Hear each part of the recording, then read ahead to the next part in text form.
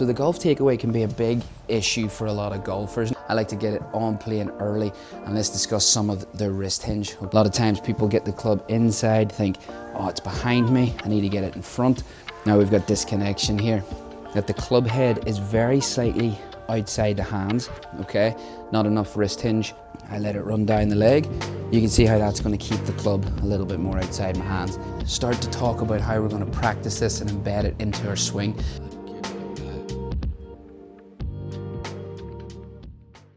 Hey golfers, and welcome back to the YouTube channel. Now, if you're an OG and you've been around since the beginning, you know that I started this channel with a lot of instructional content, and we're back doing a little bit more. We're going to discuss something today, the takeaway. We're going to get the wrist hinge and to get the takeaway on playing, something a lot of golfers struggle with. So before we get started, if you haven't done so already, please don't forget to hit the like button, hit the subscribe button, and let's get stuck in.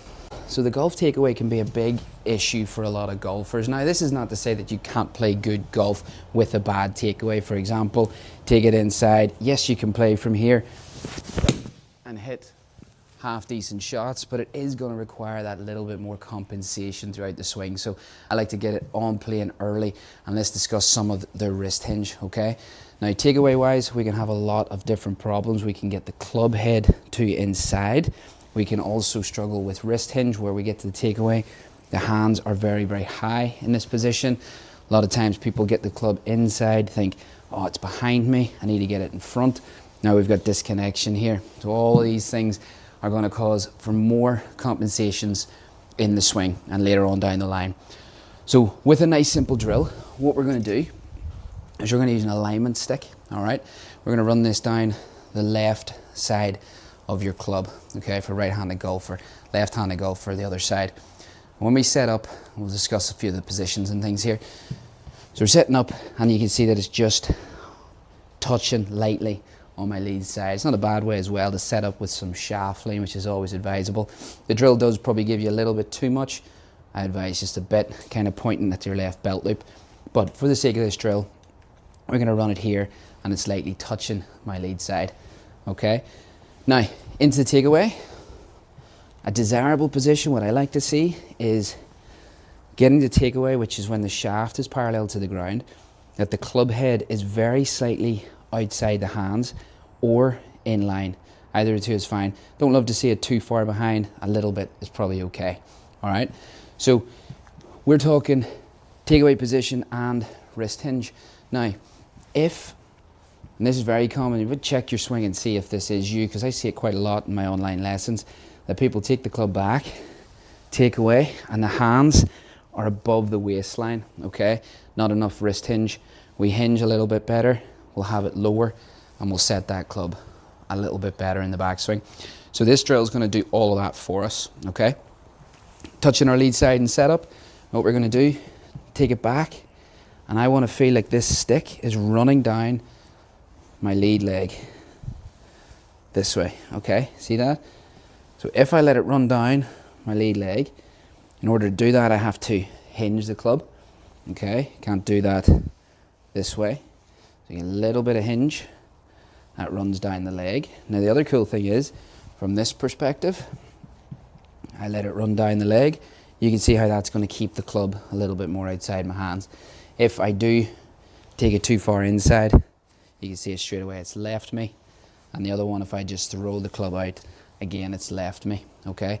So the little drill, run it down the leg, get a feel, okay? Now what you're gonna do is start to talk about how we're gonna practice this and embed it into our swing. Try the drill first. It's actually quite simple once you get it. Get a sensation, runs down the leg, you're pretty much gonna be in a good spot. You'll not be too far away.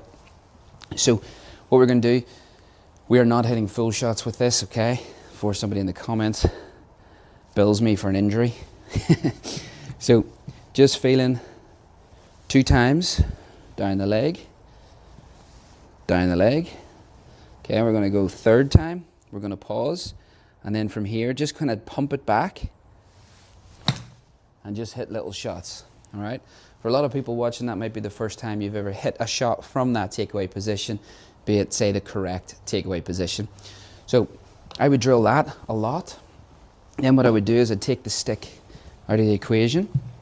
I would then go, I can already feel from doing the drill a few times that I naturally want to do it.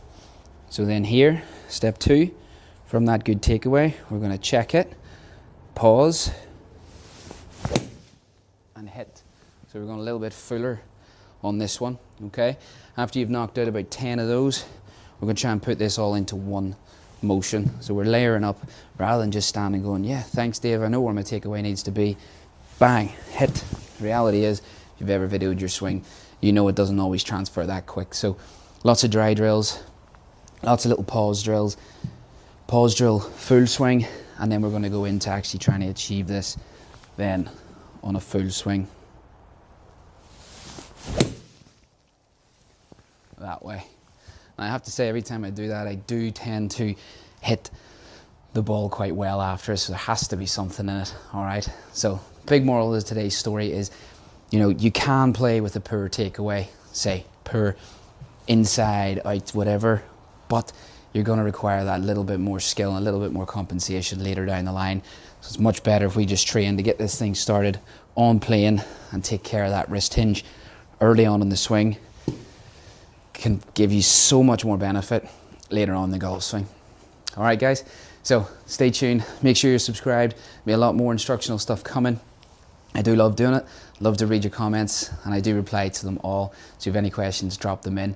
Don't forget to like, subscribe. See you guys in the next one.